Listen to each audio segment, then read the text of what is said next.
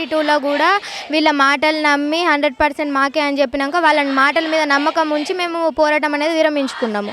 కానీ ఇప్పుడు ఎలాంటి ఎవ్వరి మాటలు మేము నమ్మము. ఆఫీషియల్గా మాకు పేపర్ మీద సైన్తోని ఆ జియో అనేది మాకు రిలీజ్ అయ్యి మా చేతికి వచ్చిన తర్వాతనే మేము ఈ ప్రొటెస్ట్ అనేది విరమించుకోవాలని మేము అనుకుంటున్నాం.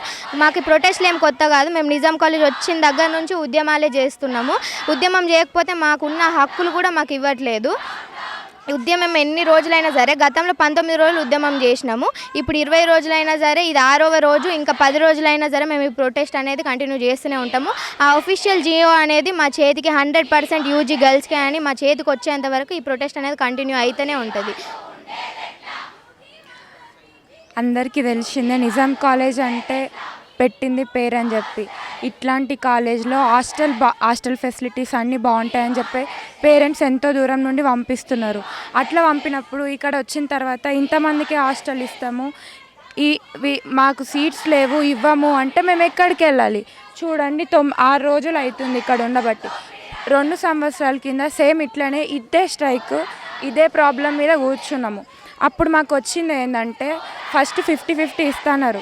అయినా కానీ మేము ఊరుకోలేము, మాకే 100% కావాలని చెప్పి ఇట్లనే కూర్చుంటే మాకు ఆర్డర్స్ వచ్చినాయి. ఫస్ట్ యూజీ వాళ్ళు ఫిల్ అయిన తర్వాతనే మిగిలిన ఏదన్నా 10% అట్లా సీట్స్ ఉంటే అది ఈ కాలేజ్లో చదువుకునే పీజీ వాళ్ళకే ఇవ్వండి అని మెన్షన్ చేసిండ్రు. కానీ ఫస్ట్ మెన్షన్ చేసిన 50-50 అనేదాన్ని చూయిస్తూ ప్రిన్సిపల్ ఇప్పుడు మా జూనియర్స్ కొత్తగా వచ్చిండ్రు హాస్టల్కి, వాళ్ళకేమో సీట్స్ లేవని చెప్పి అసలు పట్టించుకుంటలేడు. కూర్చుంటున్నాము, ఒక్కళ్ళని వచ్చి పట్టించుకున్నది లేదు ఇప్పటికీ. అది మేనేజ్మెంట్కి ఉండాలి కదా మ్యామ్. నిన్న నైట్ 9 అయింది, ఒక్కరన్నా వచ్చి మరి ఇంత రాత్రిలో ఆడవాళ్ళు అన్నప్పుడు ఎన్ని ప్రాబ్లమ్స్ ఉంటాయి, ఒక్కరన్నా అర్థం చేసుకోవాలి కదా. అట్లీస్ట్ ఇక్కడ సార్ ఇంకా లీవ్ పెట్టుకొని పోయినరు. అయినా లీవ్ పెట్టుకున్నప్పుడు వీపీ వాళ్ళు వీళ్ళు ముందటికించే పాస్ అవుతారు, కానీ ఒక్కళ్ళని వచ్చి సాల్వ్ చేద్దామన్నది లేదు. మీరే ఇట్లుంటే మేము ఎక్కడ పోయి ఉండాలా? ఇక్కడ రోడ్ల మీద వచ్చి పడుకోవాలా? మేము